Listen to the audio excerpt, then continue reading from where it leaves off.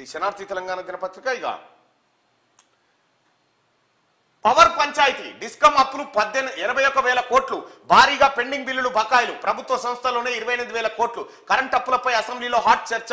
విద్యుత్ బకాయిలో first place లో సిద్దిపేట. 100 కోట్లు పెండింగ్ ఉంటే ఎందుకు ప్రశ్నించలే? బిల్లులు కట్టకపోవడం నష్టపోవడానికి కారణమే. తెలంగాణ ముఖ్యమంత్రి యనుమల రేవంత్ కరెంటు కొనుగోళ్లపై ఎంక్వైరీకి ఆదేశం. శ్వేతపత్రం విడుదల చేసిన డిప్యూటీ సీఎం భట్టి.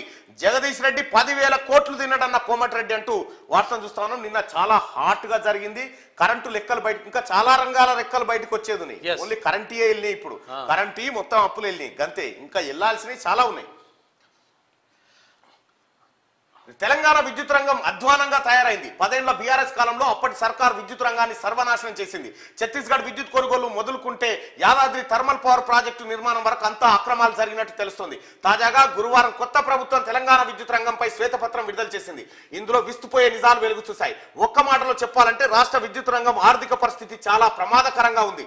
డిస్కంలు 81,516 కోట్ల నష్టాల్లో ఉన్నాయి. విద్యుత్ ఉత్పత్తి సరఫరా సంస్థలకు 28,673 కోట్ల బకాయిలు చెల్లించాలి ఉంది. నాశనం చేసిరు కదా కేసీఆర్, మొత్తం నాశనం చేసిరు. మొత్తం సర్వనాశనం చేసింది కేసీఆర్ కుటుంబం తెలంగాణ.